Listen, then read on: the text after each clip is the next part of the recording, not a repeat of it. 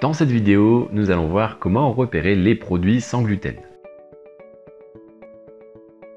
Bonjour, c'est Jérémy, bienvenue sur Foodover, la chaîne qui permet d'améliorer ta santé et ton bien-être grâce à l'alimentation. Alors pour rappel, pourquoi aujourd'hui on souhaite manger sans gluten? Tout simplement parce que c'est un allergène reconnu comme majeur. Et comme le gluten on en retrouve très facilement, c'est-à-dire qu'on en consomme beaucoup dans cette situation d'intolérance ou dans la pire des situations dans le cas d'une allergie.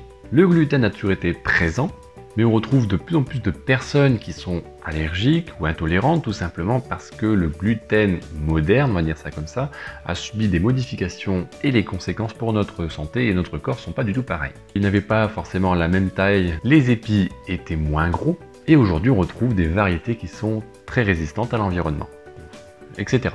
En gros, tout ça pour dire que si on ne revient pas à une alimentation plus naturelle, des allergiques et des intolérants au gluten, on va de plus en plus en avoir. Le premier point pour repérer un produit sans gluten. Ça paraît très évident, mais je le rappelle quand même, c'est le fait de lire les étiquettes alimentaires. Dans la liste des ingrédients, vous aurez les produits qui contiennent des allergènes majeurs qui seront surlignés en gras. Et en dessous de cette liste des ingrédients, vous pouvez retrouver également la présence de traces d'allergènes majeurs. Si vous êtes amené à acheter des produits qui sont industrialisés, il est grandement recommandé de lire les étiquettes tout simplement parce que vous avez de grandes chances de retrouver un ou plusieurs allergènes, dont le gluten. La deuxième astuce pour repérer les produits avec du gluten, c'est le fait d'utiliser des applications mobiles. Alors c'est beaucoup plus rapide en général que de lire une étiquette. C'est une solution qui est également plutôt efficace, parce que les produits sont tenus à jour, et généralement toutes ces applications vraiment stipulent bien le fait qu'il y ait des allergènes dedans, donc c'est plutôt intéressant. Par contre, les applications, tu ne pourras pas les avoir pour tous les produits.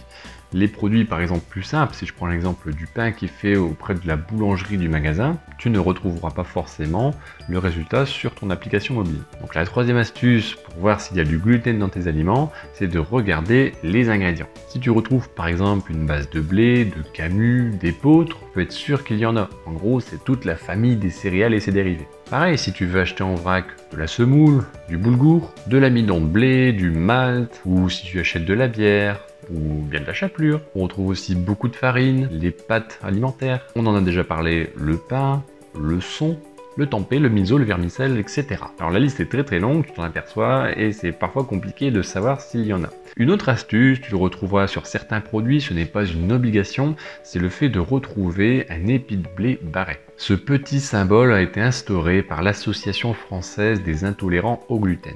L'avantage de ce petit logo, si tu le vois en façade de ton produit, tu peux déjà passer ton chemin. Et le dernier point sur lequel il faut être vigilant, c'est le fait que la recette puisse changer. C'est-à-dire qu'on peut acheter des produits parce qu'on a l'habitude de les prendre et ils n'en contiennent pas, et peut-être qu'une nouvelle recette qui ne sera pas spécialement spécifiée va contenir des traces potentielles ou avérées de gluten. Et donc là, on reprend un petit peu tout ce que l'on a vu précédemment. Qu'est-ce qui va me permettre de le voir? C'est la lecture des étiquettes ou les applications mobiles. En gros, ça va être beaucoup de vigilance. Le maître mot, c'est vraiment de prendre le temps de lire et de regarder les aliments que tu achètes. Il faut savoir que de base, les produits céréaliers, tu peux les enlever de ta liste. Si tu vois cet épi barré, tu peux également isoler les produits. Et ensuite, c'est de la lecture et de la vigilance. Alors, il faut savoir que le blé en général est utilisé un peu à toutes les sauces et on le retrouve partout. Mais il aide à obtenir certaines textures, etc. etc.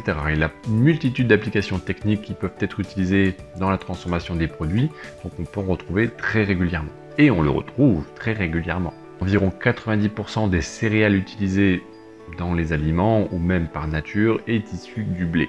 Donc ça limite de base beaucoup ton choix. Voilà les recommandations pour savoir repérer les aliments avec du gluten. Si la vidéo t'a plu, tu peux t'abonner si ce n'est pas encore fait, tu peux liker la vidéo et on se retrouve pour une prochaine vidéo. Porte-toi bien et à bientôt.